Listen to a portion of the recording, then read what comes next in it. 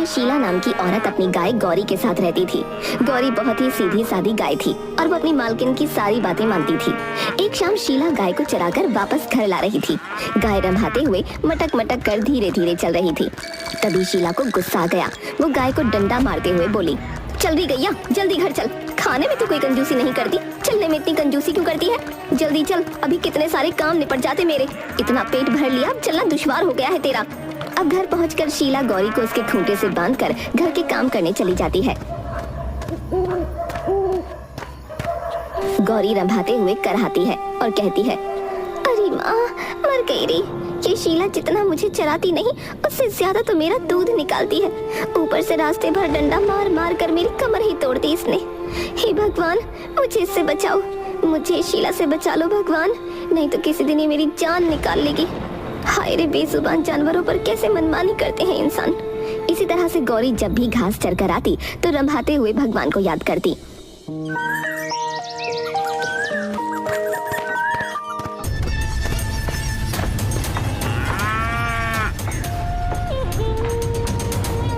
ले खा ले गौरी, खा ले। चारा खा खा कर भैंस जैसी मोटी होती जा रही है। ज्यादा दूध देने के नाम पर तेरी नानी मरती है। अरे जब तू ढेर सारा दूध नहीं देगी तब मैं ज्यादा पैसे कहाँ से कमाऊंगी, बोल।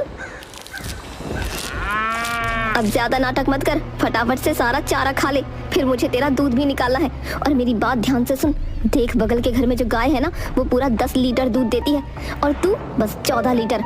इतना हरा घास खिला रही हूँ, दूसरी गायों से तगड़ी है तू। कम से कम 20 लीटर दूध देना चाहिए तुझे। कुछ तो इज्जत कर मेरी।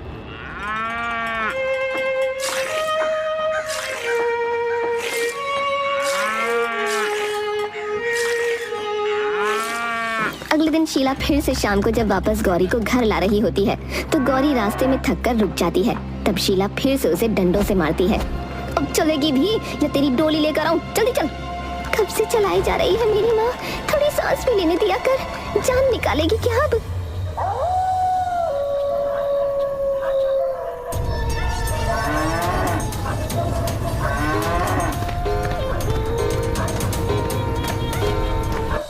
घर पहुंचकर गौरी दर्द में फिर से रंभाते हुए भगवान को याद करती है। ओए, हे भगवान, मुझे शीला से बचाओ। इस लालची औरत को बस दूध चाहिए, मेरी सेहत का तो बिल्कुल ख्याल नहीं इसको। सुन रहे हो ना प्रभु, रक्षा करो, मेरी रक्षा करो।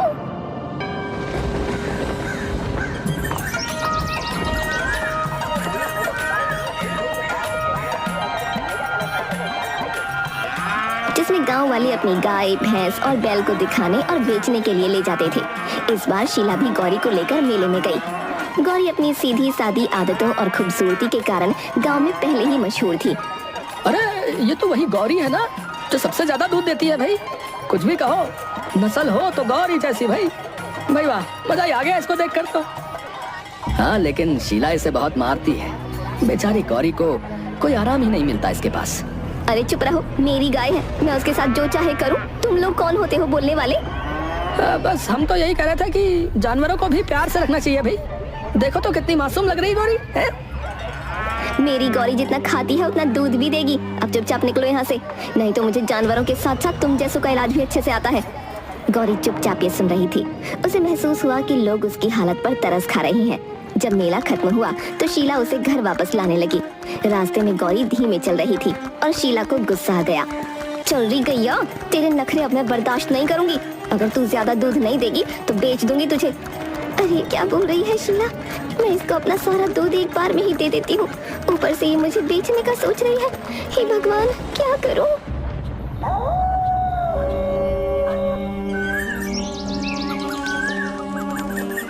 चारा देने के बजाय खेतों में घास चरने भेज दिया। गौरी को सुबह से भूखा रखते हुए उसने और भी काम करवाए। पहले खेत में हल चलाने का काम,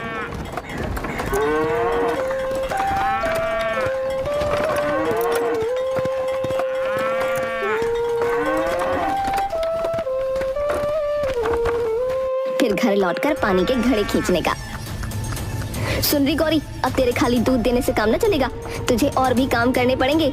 हाँ हाँ, क्यों नहीं, सारे काम मुझसे ही करवा ले शीला।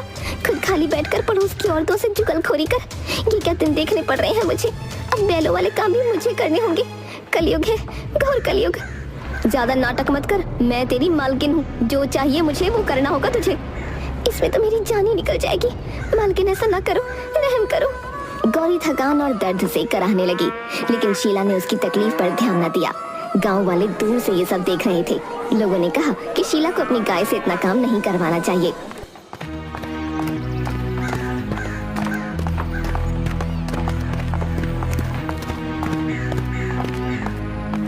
शीला, ये क्या कर रहे हो भाई?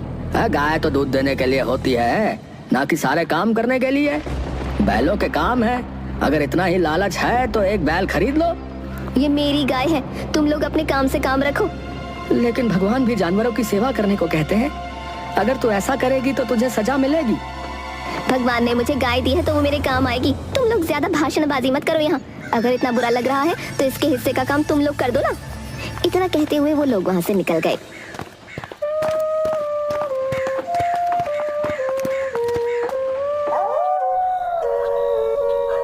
उस रात गौरी दर्द और थकावट से कराह रही थी। उसे अपनी हालत पर बहुत दुख हो रहा था। उसने चुपचाप भगवान से प्रार्थना की, हे भगवान, अब और न सहन कर सकती मैं। इस औरत ने मेरी जिंदगी नर्क बना दी है। मैं मेहनत करती हूँ फिर भी मुझे मार खानी पड़ती है। हे भगवान, मेरी मदद करो ना, मुझे इससे बचा लो ना। थोड़ी देर बाद गौरी रंभाते रंभाते चुप हो गई। उसकी आंखों से आंसू गिरने लगे। गौरी की प्रार्थना में सच्चाई थी। वो अब खुद को बेबस महसूस कर रही थी। अब स्वर्ग में कमल पर बैठे ब्रह्मदेव तक गौरी की आवाज जाती है तो ब्रह्मदेव सोचते हुए बोले, ये गाय प्रत्येक दिन मुझे बहुत ही भक्ति भाव से और निस्वार्थ होकर याद करती है। अब मुझे इसे दर्शन देने ही चाहिए। ऐसा सोचकर ब्रह्मदेव स्वर्गलोक से गौरी के पास प्रकट हुए और गौरी से बोले, मैं तुम्हारी भक्ति भाव से बहुत प्रसन्न हूँ गौरी। बताओ, तुम मुझे प्रतिदिन ऐसे ध्यान क्यों करती हो? तुम्हारे मन में जो भी कामना है मुझे उसे बताओ, मैं उसे अवश्य ही पूरा करूंगा। अरे ये कौन आ गया भगवान बनकर? ये भगवान तो नहीं हो सकते। ये जरूर उस शीला की ही कोई चाल है जो भगवान बनकर मुझे ठगना चाहती है। अरे क्या सोच रही हो गौरी? मांगो, क्या मांगना चाहती हो? मैं सोच रही हूँ प्रभु, मैं आप जैसी नहीं हूँ। मैं गाय हूँ लेकिन मैं मूर्ख नहीं हूँ। मुझे समझ आता है भगवान में और शीला में फर्क। मैं उतनी मूर्ख नहीं हूँ जितना वो शीला समझती है मुझे। गौरी की बात सुनकर ब्रह्मदेव हंसने लगे। अब मैं तुम्हें कैसे विश्वास दिलाऊं कि मैं ही भगवान हूँ? अगर आप सच में भगवान हैं तो बताइए, सभी जानवरों की रक्षा करने के लिए उनके पास नुकीले पंजे होते हैं, मेरे पंजे कहाँ हैं? तुम्हारे नुकीले पंजे मेरे पास हैं गौरी, ये देखो। अब ब्रह्मदेव अपने हाथ में नुकीले पंजे प्रकट करते हैं। कि देख गौरी आश्चर्यचकित हो जाती है और तब उसे यकीन होता है कि ये सचमुच भगवान ही है, शीला नहीं। मेरे पंजे आपके पास है प्रभु, मतलब आप सचमुच भगवान हो? हाँ गौरी। तो एक बात बताइए प्रभु। क्या गौरी? वो शीला तो मुझे मूर्ख समझती है, तो क्या आप भी मुझे मूर्ख समझते हो? अरे नहीं नहीं, तुम तो गौ माता हो गौरी। जानवरों में सर्वश्रेष्ठ हो तुम, इसलिए सारे इंसान तुमको गौ माता कहते हैं। गौरी ने भगवान के मुंह से ये सुना तो वो बहुत खुश हो गई। उसके बाद वो भगवान से बोली, प्रभु मुझे अब इस धरती पर नहीं रहना। यहाँ शीला मुझे डंडे से मारती है, कृपा करके मुझे भी अपने साथ स्वर्ग ले चले प्रभु। मैं तुम्हारी भक्ति से बहुत प्रसन्न हूँ गौ माता, चलो स्वर्ग चलते हैं। अब ब्रह्मदेव धरती से गायब होकर गौरी के साथ स्वर्ग में प्रकट हो जाते हैं। स्वर्ग पहुंचकर गौरी बहुत खुश हो जाती है और खुशी में वो भगवान से बोलती है, भगवान आप तो मुझे सच में स्वर्ग ले आए और मैं यहाँ खूब मजे से रहूंगी। हाँ गौ माता, अब तुम यहाँ मजे से रहो।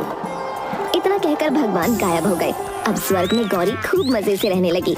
वो पूरा दिन स्वर्ग में घूमती रहती और उसे जब भी भूख लगती तो वो स्वर्ग के हरे भरे बाग में जाकर मजे से हरी भरी घास खाती। एक दिन गौरी घास खाते खाते इंद्रदेव के बाग में चली गई। तभी वहाँ सुरक्षा कर रहे पहरेदार ने उसे देखकर कहा, अरे ये गाय यहाँ कैसे आ गई? किसकी गाय है ये? वहाँ पर किसी और को न पाकर वो पहरेदार गौरी से पूछता है, अरे गाय, तुमको नहीं पता क्या? ये इंद्रदेव का प्रिय बाग है। यहाँ किसी भी बाहरी जानवर का आना सख्त मना है। अरे मुझे नहीं पता था भाई कि इंद्रदेव का बाग है। मैंने तो यहाँ हरी हरी घास देखी तो वही खाने यहाँ चली आई। इस गाय ने तो पूरा बागान खराब कर दिया। चलो अब इंद्रदेव से चलकर माफी मांग लो, वरना वो तुम्हें बहुत भयानक सजा देंगे।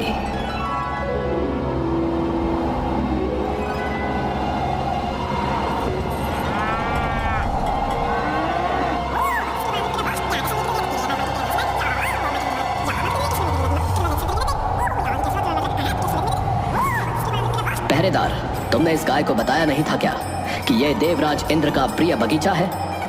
इस बगीचे में तो देवगण भी बिना आज्ञा प्रवेश नहीं करते, और तुम जानवर होकर यहाँ चली आई। मैंने इसको बताया था देवराज, तो ये भोली बनकर बोली मुझे नहीं पता था। क्या इस गाय का ये दुस्साहस कि ये मेरे बगीचे को नहीं पहचानती? अब तो इसकी सजा इसे अवश्य मिलेगी। प्रभु, मुझे सच में नहीं पता था कि वो आपका बाग है। इंद्रदेव को ऐसा लगता है जैसे गाय झूठ बोल रही है, लेकिन तभी अचानक उनके मन में एक विचार आता है और वो सभा में बैठे हुए हर एक देवता से पूछते हैं कि ये गाय किसकी है, लेकिन सब मना कर देते हैं कि उनमें से किसी ने इस गाय को पहले कभी नहीं देखा। अब इंद्रदेव गाय से पूछते हैं, अच्छा ये बताओ गाय, तुम कहाँ से आई हो? कहीं कोई मायावी राक्षस तो नहीं? जल्दी बताओ। प्रभु, मैं तो धरती पर रहती हूँ, मुझे यहाँ खुद भगवान लेकर आए हैं। यहाँ का भगवान मैं ही हूँ, लेकिन मैं तुमको यहाँ लेकर नहीं आया, तो कौन लेकर आया है तुम्हें? इस बात पर गौरी चुप होकर थोड़ी देर सोचती है। उसके बाद वो ब्रह्मदेव का नाम लेती है। ये सुनकर वहाँ मौजूद सारे देवता हंसने लगते हैं और इंद्रदेव गुस्से में गौरी से कहती है, गाय, तुम अपना झूठ छुपाने के लिए ब्रह्मदेव का नाम ले रही हो। अब तो तुमको इसकी सजा मिलकर रहेगी। इंद्रदेव गौरी को सजा देने के लिए जैसे ही आगे बढ़ते हैं, गौरी ये देखकर रंभाते हुए भगवान को याद करने लगती है। जब सजा सुनी तो देखो कैसे रंभा रही है, जैसे यहाँ तुझे कोई बचाने आएगा। अब सजा पाने को तैयार हो जा। बचाइए भगवान, मेरी रक्षा कीजिए भगवान। अब गौरी की आवाज सुनकर ब्रह्मदेव इंद्रलोक में प्रकट हुए। उनको देखकर वहाँ उपस्थित सारे देवी देवता नतमस्तक हो गए। तब ब्रह्मदेव ने इंद्रदेव से कहा, देवराज इंद्र, ये मेरी गाय है और मैंने ही इसको यहाँ स्वर्ग लोक में रहने की आज्ञा दी है। क्षमा करिए ब्रह्मदेव, मुझे ज्ञात नहीं था कि ये गौमाता आपकी है। अब इंद्रदेव गौरी और ब्रह्मदेव से क्षमा मांगते हैं। उसके बाद ब्रह्मदेव गौरी को इंद्रदेव के बाग में घास चरने को मना कर देते हैं। गौरी ब्रह्मदेव की बात मानकर दूसरे बाग में चरने चली जाती है। आज तो मैं बाल बाल बच गई। अगर भगवान समय पर आकर मेरी रक्षा नहीं करते तो आज तो मैं न जाने किस संकट में फंस जाती। लेकिन देवराज भी मेरा तनिक विश्वास नहीं कर रहे थे। भला मैं क्यों झूठ बोलने लगी? और गौरी को स्वर्ग में अकेला महसूस होने लगा। वो पूरे दिन घास खाती और अकेले बैठी रहती। एक दिन ब्रह्मदेव गाय के हालचाल लेने उसके पास प्रकट हुए। अरे गौ माता, क्या हुआ? इतनी मायूस क्यों बैठी हो? यहाँ स्वर्ग में तुम्हें अच्छा नहीं लग रहा क्या? भगवान, मैं यहाँ अकेला महसूस कर रही हूँ। मुझे यहाँ बात करने वाला कोई नहीं मिलता। तो तुम क्या चाहती हो गौ माता? भगवान, मुझे मेरे दोस्तों की याद आ रही है। ठीक है, तो मैं तुम्हारे दोस्तों को भी यहाँ ले आता हूँ। क्या ऐसा सच में हो सकता है भगवान? हाँ गौ माता।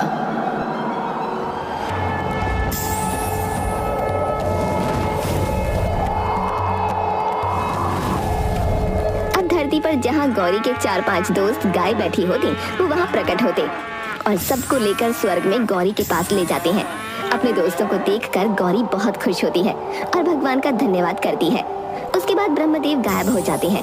अब गौरी मजे से पूरे दिन अपने दोस्तों के साथ स्वर्ग की हरी हरी घास खाती। देखा तुमने, कितना मजा आ रहा है स्वर्ग में, और यहाँ तो कोई हमारा दूध भी नहीं निकालता। सही कहा तुमने गौरी, स्वर्ग तो सच में स्वर्ग है। बस हरी हरी घास खाओ, मजे से पूरा दिन घूमो। गौरी के दिन अब मजे से कट रहे थे। एक दिन घास खाने के बाद सारी गायें एक जगह बैठकर जोर जोर से रंभाते हुए गाना गाने लगी, जिससे स्वर्ग में ध्यान में बैठे हुए ब्रह्मदेव को ध्यान लगाने में मुश्किल होने लगी। वो तुरंत गौरी के पास प्रकट हुए। गौ माता, तुम सब मिलकर ये क्या कर रही हो? कृपया ये चीखना चिल्लाना बंद करो, इससे स्वर्ग की शांति में बाधा पहुंच रही है। अरे भगवान, हम सब तो बस गाना गा रहे थे, इसमें भला किसी को कैसी बाधा हो सकती है? नहीं, तुम सब गाना बंद करो। भगवान की ये बात सुनकर सारी गायें खड़ी हो जाती हैं, लेकिन गौरी भगवान से बहस करने लगती है। देखो गौ माता, अगर तुम सबको स्वर्ग में रहना है तो शांति से रहना पड़ेगा। नहीं भगवान, अगर हमको यहाँ चुप होकर रहना पड़ेगा तो हमें नहीं रहना यहाँ। हमें अपनी धरती पर ही भेज दो। कम से कम हमें वहाँ बोलने की आज़ादी तो मिलेगी। स्वर्ग में गूंगा बनकर नहीं रहना हमें। ठीक है, तो मैं तुम सबको अभी धरती पर छोड़ आता हूँ।